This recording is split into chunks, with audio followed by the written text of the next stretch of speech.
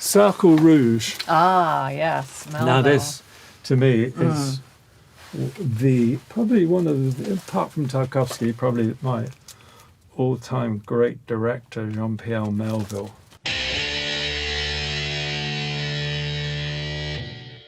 Also shot by Henri Decaille, one of their first, first collaboration. Afterwards they did Le Doulos and all sorts of things. But this one is absolutely magnificent. It all takes place in a small cottage during the war, where this German soldier, lieutenant like is billeted to stay with this old man and his granddaughter. The old man and the granddaughter refused to talk to the German, the Nazi, until right at the end. Well, you have to watch it to find what happens, because very little happens. It's all about this relationship. And it's very, very moving. It's one of the best war films ever made, that all takes place in the front room of a little cottage in France. Solaris, and there is Solaris. Yeah. Solaris, which is great. It's really interesting. Solaris was made just a little bit later than Kubrick's 2001. And Tarkovsky said he could never do 2001, but he wanted to do a film that was really something that was more that emotionally engaged with you. He felt Kubrick's film was rather cold and a piece of wonderful technology, but had little to engage you with emotionally. And personally, I think he's absolutely right. I think his Solaris is the best science fiction film probably ever made, and the most profound. Here we are. We found something tucked away in the far corner down below where you could hardly see it, which is one of, to me, not only a great film, but probably the best black and white cinematography I've ever seen, by Conrad Hall. And also it's just amazing the transitions between the scenes, the thought that was put behind it. Yeah, some of the best transitions. But also, I mean, the cinematography is wonderful because he shoots the desert landscape like you've never seen it before, but then he also shoots the murder and the darkness and the flashlights and the tension in that and the horror of it in just an amazing way. Anybody wants to watch one movie for cinematography, to understand what cinematography is, it would be In Cold Blood. Really. Yeah. Daisies, one of the many incredible Czech films that came out in the 60s. Amazing ending. Makes you sick. There's an argument to be made that Cure by Kiyoshi Kurosawa is the greatest movie ever made. Well, Mr. Klein by Joseph Losey is really brilliant, one of the great Holocaust films, and I think the film that gets the closest to Kafka, just as a nightmare of persecution. It's really like untoppable. The New World, I can't find the words, but this movie is like immense to me. Like I never use the word transcendent, but watching this film was a transcendent experience. Secret Sunshine by Lee Chang-dong, who is, I think, one of the great filmmakers working now. I think Burning might be my favorite film of the last decade. And this film is so special and strange. I did not know how to take it when I first watched it. Mishima by Paul Schrader. It's almost definitely the best film he ever made. Just, what he's doing with artifice here, what he's doing with structure, it's really brilliant. And when I first saw it, it was shocking. 미디엄 쿨은 제가 옛날에 DVD를 가지고 있었는데 박찬욱 감독님이 이걸 빌려가서 먹어버렸어요.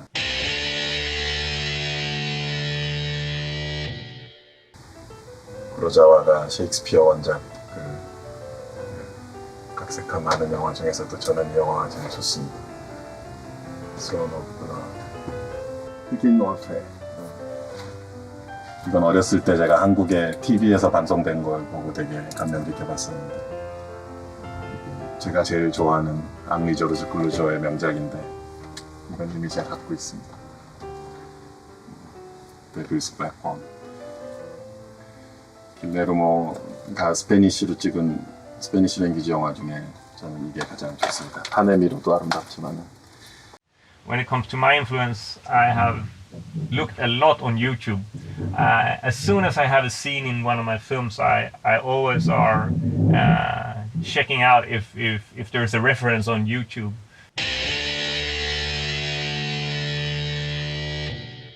For example, in Force Majeure, there's a scene where the main character Thomas totally breaks down and cries.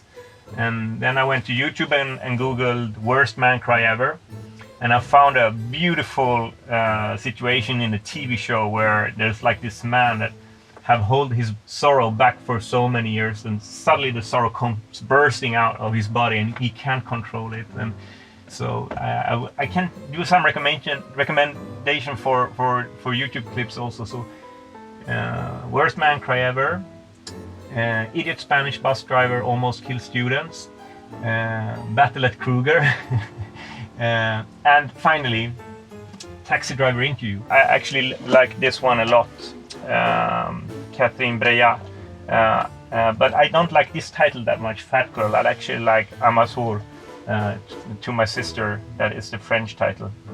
And I think that she had an approach to sexual content that was totally new for me when I watched her films.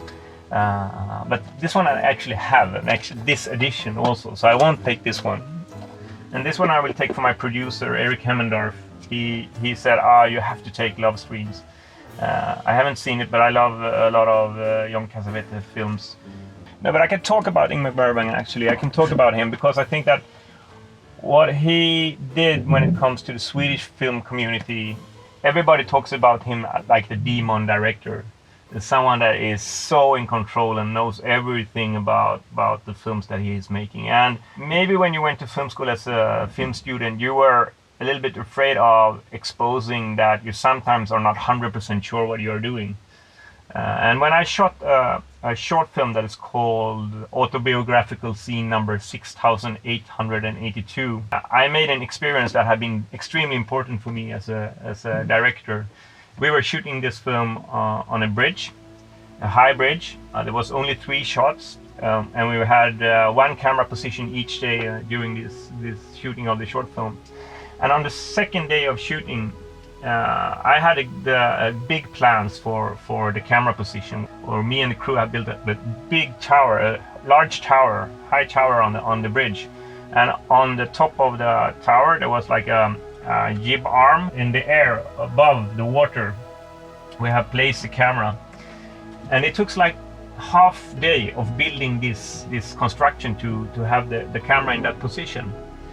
And immediately when I put in the BNC cable into the monitor and I could see the image, I realized I will never use this shot.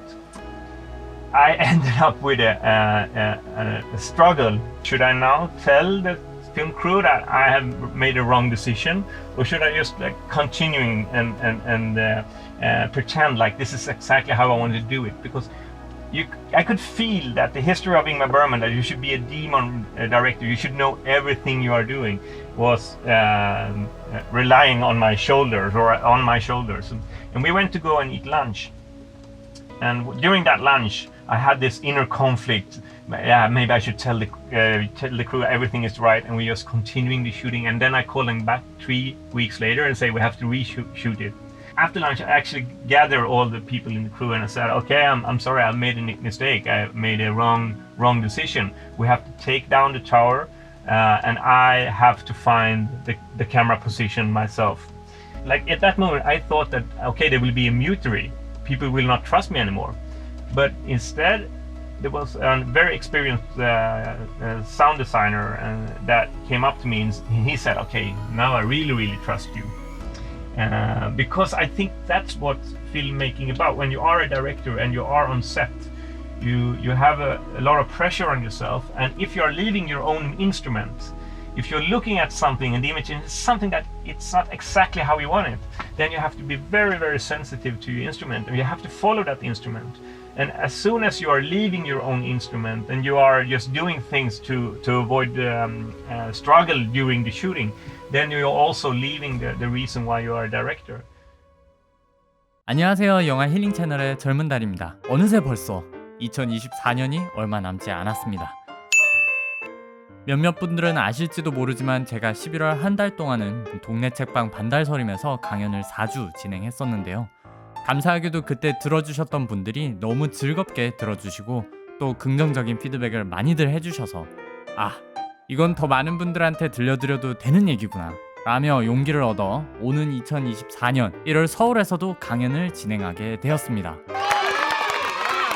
개량된 이전 강연들 3개와 새로운 강연 하나로 구성되어 있고요. 매주 1회, 한 달 4번의 강연으로 지금 수요일 반, 목요일 반 이렇게 2반의 신청을 받고 있습니다. 수업은 오후 2시에서 오후 5시로 2시간 강연 후에 질의응답 시간을 자유롭게 1시간 가질 예정입니다. 강연 내용을 스포 없이 설명해 드리자면 제가 여태 봐왔던 거장들의 많은 인터뷰들 중에서 제일 인상 깊었던 말들을 중심으로 4개의 강연을 준비했습니다. 보일 때까지 안 보이는 것들에 대해서 시나리오이기 전에 이야기니까, 거장들이 말하는 진실이 뭐길래, 문장과 문장 사이의 나, 이렇듯 매 강연은 거장이 했던 말들을 바탕으로 구체적인 예시와 자료들과 함께 그들의 창작 철학과 창작 배경을 깊이 파고드는 시간을 가질 예정입니다. 이를 통해서 여러분과 함께 영화뿐만 아니라 창작 전반을 관통하는 보다 근본적인 이야기를 나누는 것이 본 강연의 목표입니다. 강의 신청에 관한 더 자세한 정보는 밑에 링크를 참고해 주시기 바랍니다. 남은 2023년 무탈히 마무리하시길 바라고요. 오는 2024년도 영화로운 해가 되길 바라겠습니다. 감사합니다.